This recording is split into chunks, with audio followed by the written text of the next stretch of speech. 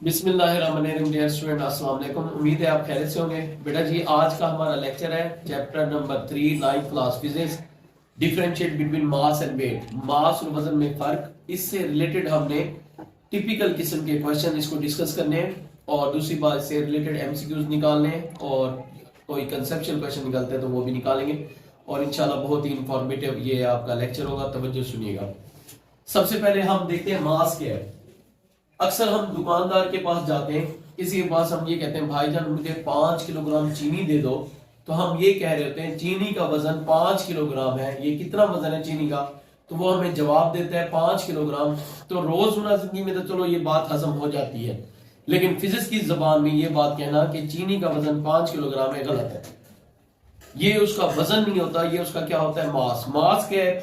Quantity of matter, मादे की मिकदार, quantity of matter in any body, किसी जिस्म में मादे की मिकदार को मास कहते हैं कि मादे की मिकदार कितनी है। जबकि वेट क्या है? Weight is a force. Weight क्या है? एक फोर्स है ड्यू टू विच अर्थ, जिसकी वजह से जमीन अट्रैक्ट्स एनी बॉडी, किसी भी जिस्म को कशिश करती है टुवर्ड इट्स सेंटर, अपने मरकज की तरफ। तो वेट क्या है? Is a force.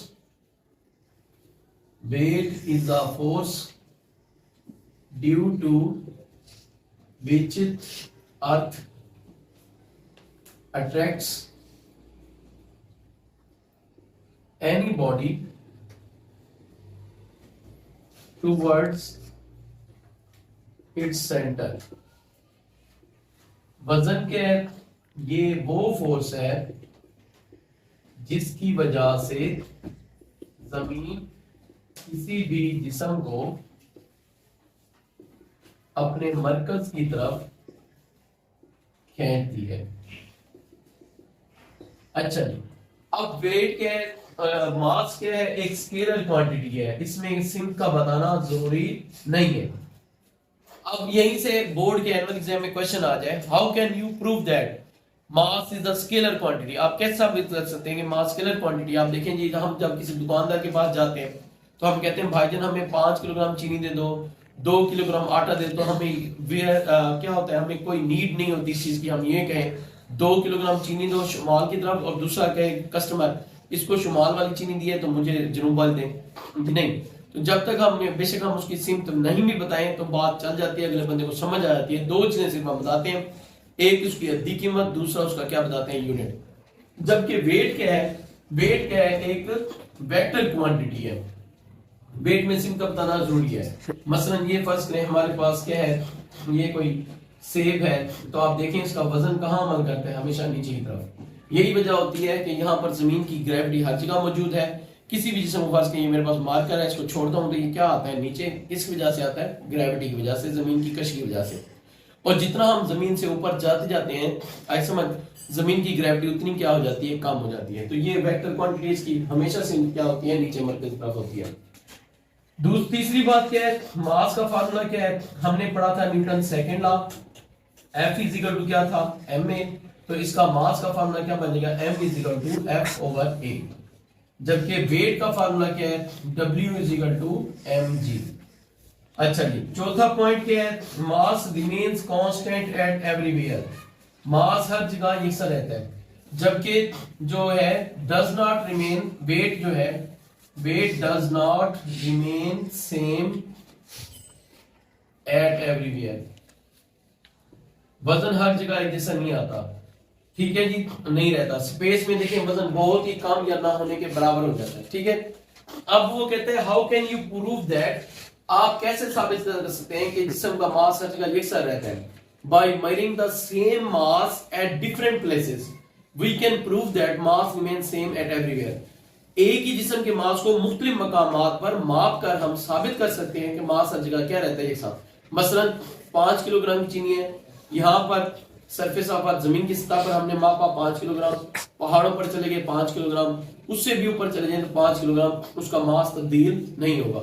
जबकि वेट क्या है? जितना हम ये देख रहे हैं, वेट फंस गई जमीन है, जमीन के सेंटर पर किसी जिस्म का वेट क्या हो जाता है? 0। ये उसका रेडियस है और ये होगा सरफेस ऑफ अर्थ। यहाँ पर वेट क्या होता है? मैक्सिमम।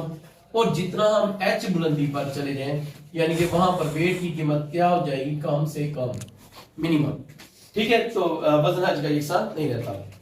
अब पांचवा पॉइंट क्या है, इसको हम आम बीम बैलेंस से और फिजिकल बैलेंस से हम माप सकते हैं।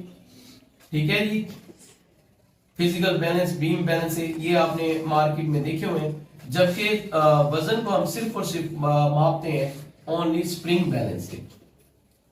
ठीक है जी, स्प्रिंग बैलेंस से मापते हैं। और आखिरी एक पॉइंट क्या है, इसका यूनिट क्या है, मास का यूनिट होता है, बुनियादी यूनिट वैसे इसका क्या है, किलोग्राम।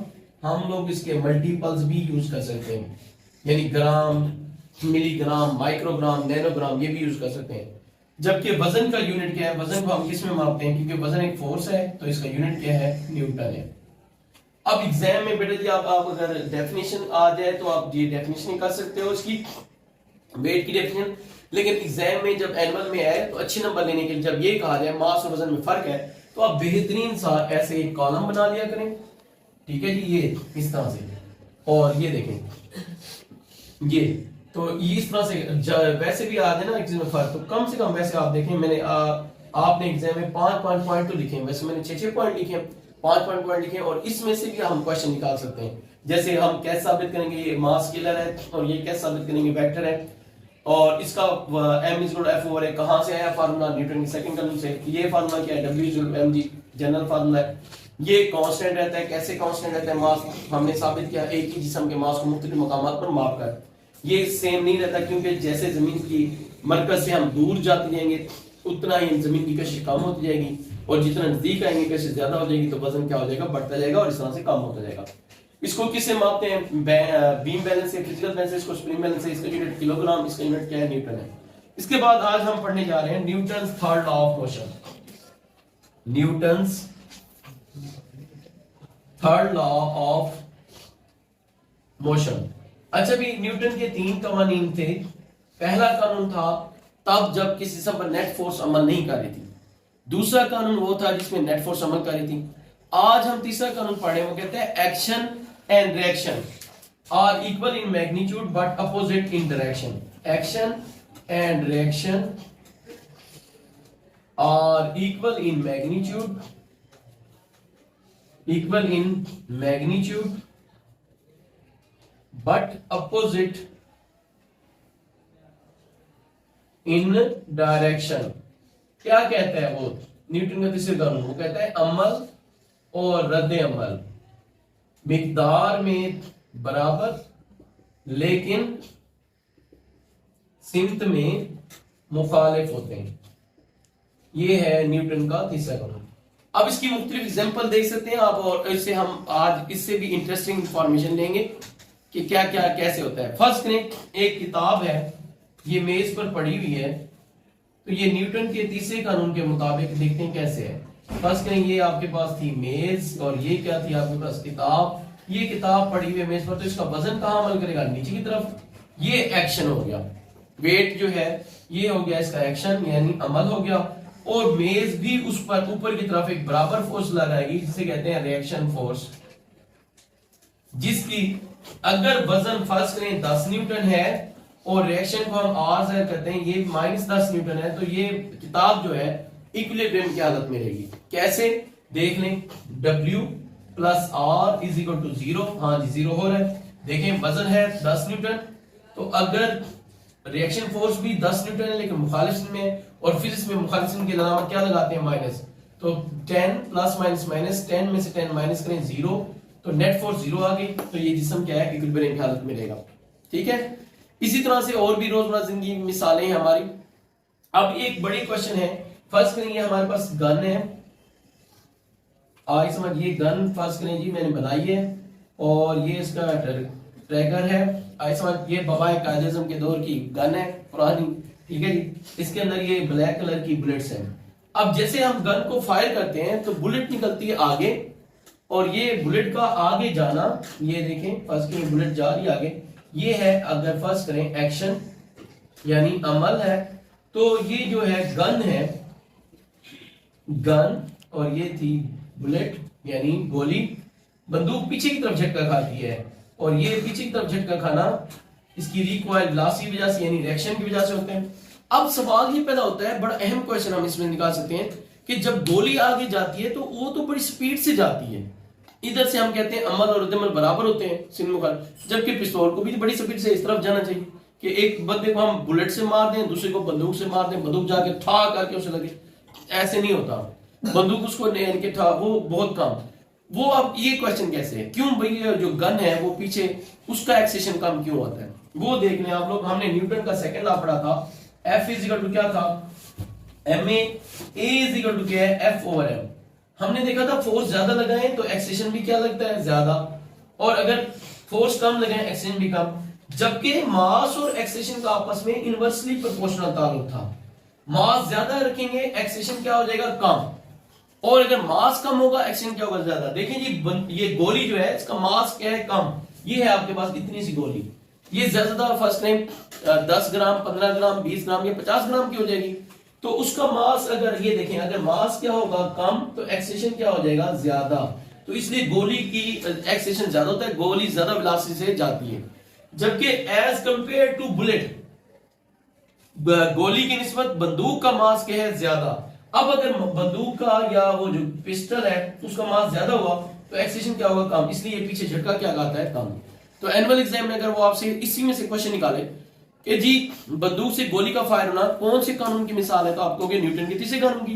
भाई अमल और रद्दमल मिकदार में बराबर लेकिन सिन में मुखालिफ होते हैं, तो वो मजीद क्वेश्चन आपसे कर सकते हैं, अगर अमल और रद्दमल बराबर है तो गोली का एक्सेशन ज्यादा और बंदूक का एक्सेशन कम होता है, क्यों, तो आप कहोगे गोली का मास कम है इसलिए उस पर एक्सेशन क्या हो रहा है, ज्यादा, तो गोली ज्यादा रफ्तार से आगे जाती है, जबकि बंदूक का मास ज्यादा है गोली की निस्बत तो उसका एक्शन कम होगा, वो रिकॉइल वैसे क्या होगा, कम। अब ये वैसे बंदूक से गोली का फायर होना ये न्यूटन के किसी कानून की मिसाल है।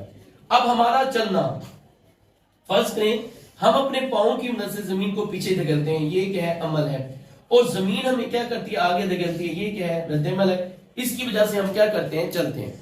अगर ऐसे ना हो, ऐसे हम पांव की मदद से जमीन को पीछे धकेलें और जमीन हमें आगे ना धकेले, ऐसा तो हम तो ऐसे पांव मारते रहेंगे और क्या होगा, चलते नहीं रहेंगे। जैसे आप देखें रनिंग मशीन होती है, वो इस किस्म का होता है, उसी पर जैसे हम रनिंग मशीन चलते रहते हैं, आगे हमारा बॉडी नहीं जाता।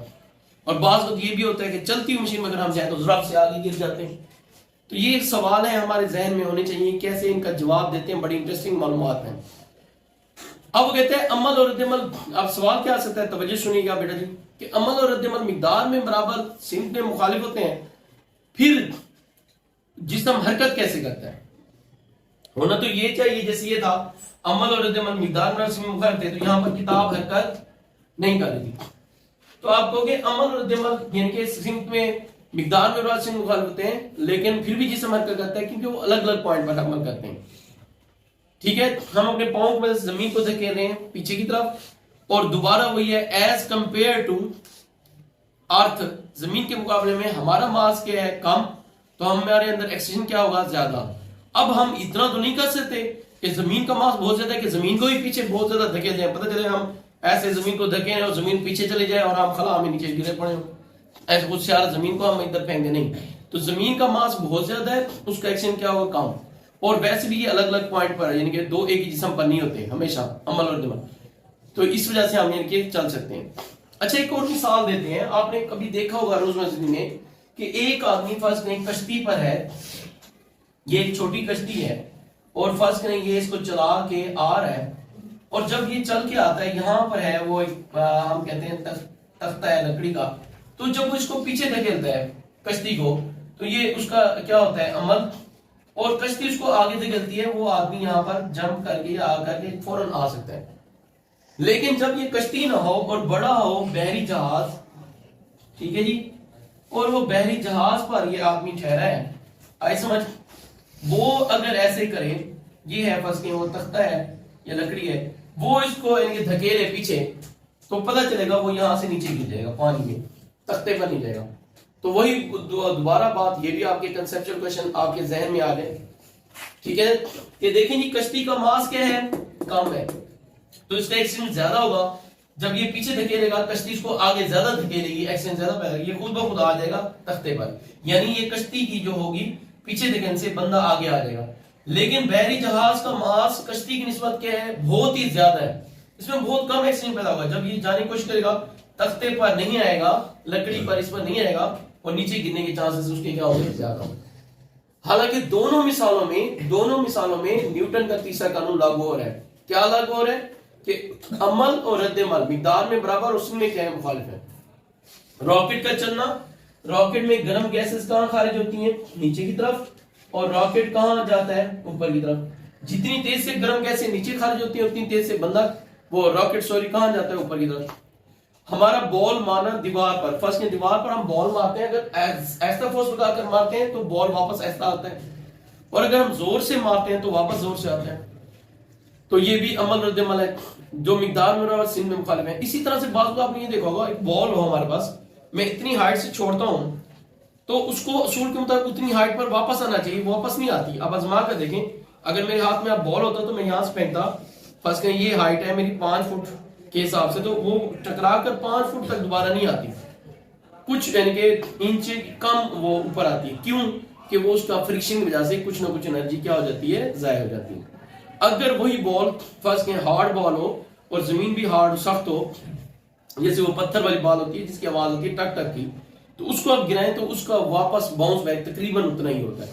तो इसको वैसे हम पढ़ेंगे, ये आगे फर्स्ट ईयर में आप पढ़ेंगे, इलास्टिक और इनइलास्टिक कोलिजन होता है, उसमें एनर्जी जाया नहीं होती और फ्रिक्शन का इतना सामना नहीं होता। तो ये चंद एक मिसालें थी और मुफीद किस्म के क्वेश्चन थे और आपके जहन में आने चाहिए थे। तो उम्मीद करते हैं ये आपको समझ आ जाएगा, और एनुअल एग्जाम में अगर ये आए तो इसका आपको तस्वीरें बना के बहुत अच्छा इसका आंसर दे सकते हैं। उम्मीद करता हूँ आपको ये वाले टॉपिक मास और वजन, इसमें फर्क, न्यूटन का तीसरा कानून बहुत अच्छी तरीके से समझ आ गया होगा। अगर इसके अलावा भी आपके जहन में कोई क्वेश्चन है तो आप मुझे इनबॉक्स करें, तो मैं कोशिश करूंगा इसके आंसर देने की। ओके, अल्लाह हाफिज। अगर तुम लोग नए हो तो सब्सक्राइब करो, वो जो लाल वाला बटन है उस पर कुछ भी फेंक के मारो, ये माइक फेंक के मारो, ये कैमरा फेंक के मारो, मैंने उल्टा बोल दिया लेकिन मुझे फर्क नहीं पड़ता है, बस सब्सक्राइब करो, मुझे नहीं पता।